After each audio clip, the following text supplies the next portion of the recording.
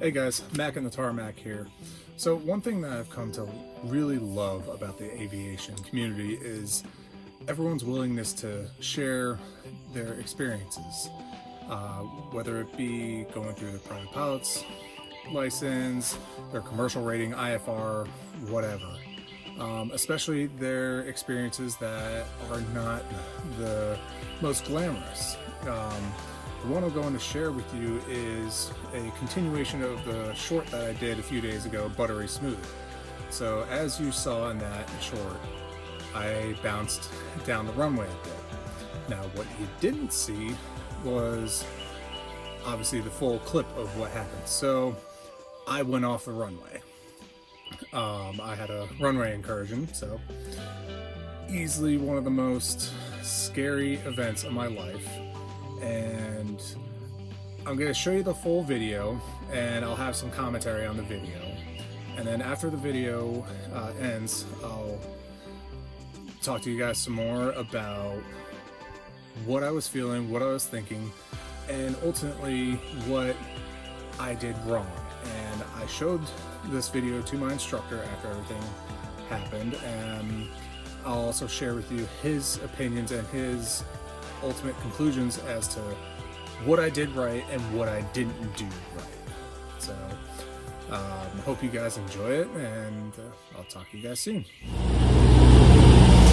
Okay guys, so here we go.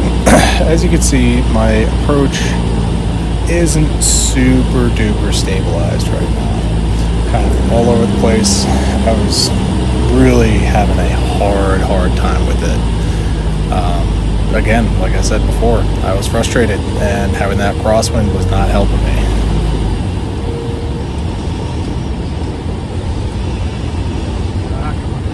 And this is where the fun begins. So 1, 2, 3 bounces, put some throttle back in, and then I take it back out, and now I'm off in the grass. Super fun and super scary, I'll tell you. God damn it! Hey guys, so I hope you enjoyed the video of me bouncing down the runway and going off the runway. So let's jump right into it. So my original plan for that day was I was gonna do 3 laps in the pattern at Bowman Field, and then I was gonna take off north to those of us who train out of there called the training area. So it's just on the north side of the Ohio River, just wide open farmland where there usually isn't a crazy amount of traffic. Just a safe spot to work on clearing turns, steep turns, whatever. And my primary goal was to really start getting comfortable being up there by myself. So the winds that day were favoring runway 24. So I've taken off and landed at that runway numerous times. It was the one that I was supposed to solo on, like I said in the last video. So immediately after I took off to do my first lap in the pattern, the winds changed from almost a direct headwind coming down runway 24 to variable. So my first attempt, I actually had to initiate a go-around. I couldn't maintain a stabilized approach, so just full power, got my airspeed up, retracted flaps, and went around again. Second attempt, I heard ATC come over saying that the winds had shifted to 140 at 9 knots. So pretty solid crosswind, and it didn't pop in my head to like, hey, maybe I should tell them I'd like to land on runway 15. But anyways, I continued on. I made a sloppy but successful second and third landings. Now, this particular landing in the video was my 4th attempt because I was not happy with the previous 3 attempts, so I was getting frustrated. I was telling myself, Mack, you could do better than that. Those were shit landings. You need to get one good one before you go off to the training area. So, problem number 1, I allowed myself to get frustrated, and as we all know, being frustrated while flying a plane is never a good thing. So going back in for my fourth and final landing, I was determined to put the plane on the ground. No matter what, I was going to land that freaking plane. So that was problem number 2. Stubborn.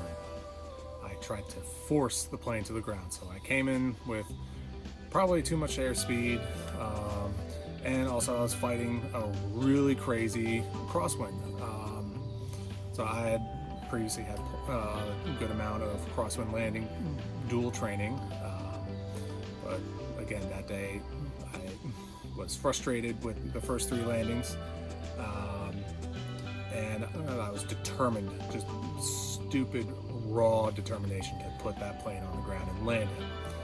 So came in with probably a little bit too much airspeed, didn't pay attention to the physics, like, hey, if the plane is not ready to land, if you still have too much speed, we all know that the plane isn't going to land, and if you try to force it down, bad stuff's going to happen. So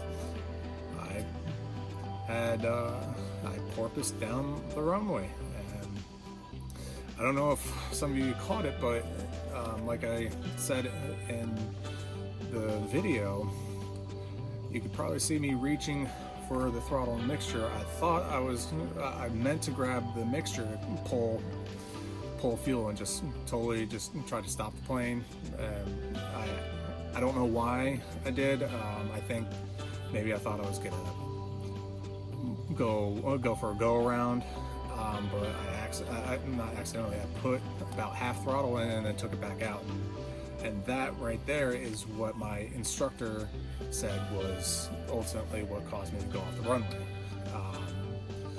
He said, had I left power out and just try to control the bouncing, the plane would have stopped. Or had I put full power in, I could have just gone around.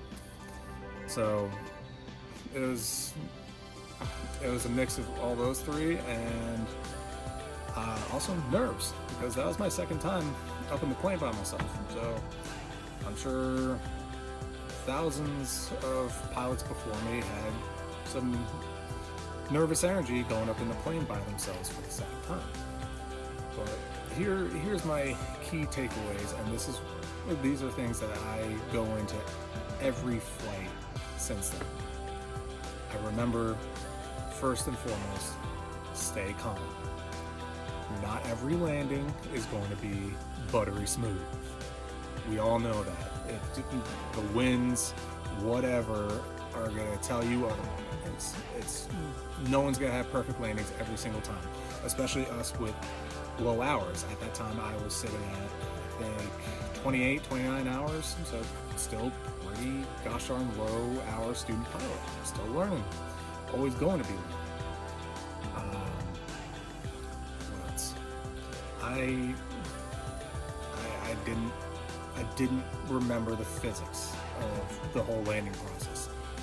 You gotta come in relatively low energy, it's 65 knots, 65, 70 knots preferably, and the Cessnas, depending on the model, obviously. But came a little bit too fast and didn't remember the things I was taught, and it showed. I went off the runway.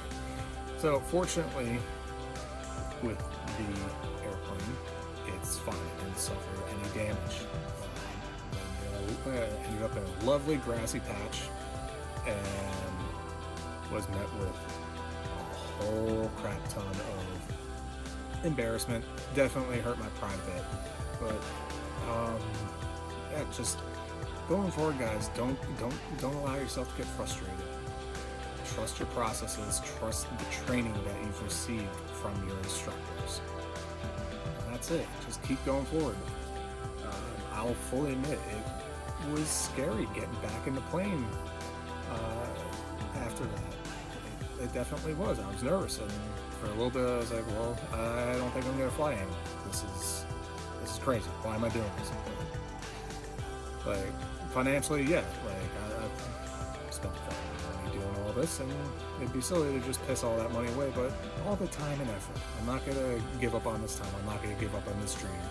And I encourage all of you who may or may not have experienced this, maybe you're just in kind of a rut with your training, keep going. It's, you know, I know I would regret it for the rest of my life.